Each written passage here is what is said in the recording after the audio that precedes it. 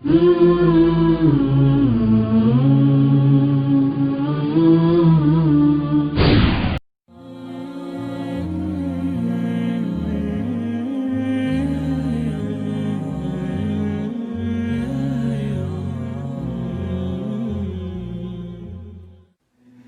ibn al-Khattab radiallahu anhu. Can anyone tell me how he passed away? He was stabbed while he was leading the prayer. Alright, he was stabbed while he was leading the prayer. The narration goes on to tell us that Umar radiallahu anhu has this big open wound. He has literally a hole in his stomach. And he's lying there and he's bleeding out and he's fading in and out of consciousness. And then while he's in that state and in that condition, he hears the call, the adhan for prayer. And he starts getting up.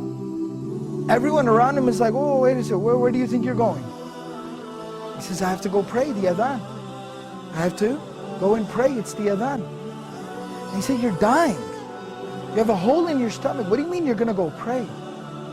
And he says that, I remember the Prophet ﷺ telling me that there's no deen for the one who doesn't pray.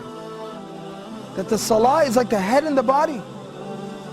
I have to go and pray. This was the commitment that these people had to prayer. As long as I'm alive, salah is something I do. That's the commitment, the connection that they had with prayer. So this is from Surah Maryam, Surah number 19, ayah number 31. My Lord has firmly commanded me to pray and to give charity or to purify myself as long as I am alive. Ma dumtu hayyan, as long as I remain alive.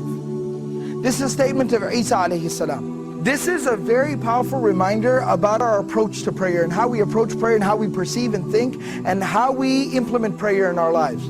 You see, we're supposed to pray, it's saying, as long as I am alive. Till my last breath, I am committed to salah, to prayer. Now what does that exactly mean? It means no matter what comes up, prayer is something that I will hold on to till my last breath. I will concern myself with till death.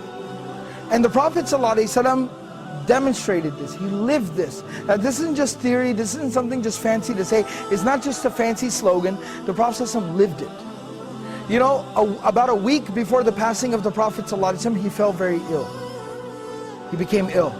And the Prophet ﷺ was incapable of standing up and even walking on his own, very soon after. So the Prophet ﷺ, what he did, Prophet ﷺ would send for two Sahaba, they would come to his home and they would carry him, he'd put his arms around their shoulders and they would literally carry him to the prayer like this. But he'd still go for prayer in this condition. He'd still go to pray like this. Teaching us, prayer is something we do till our last breath.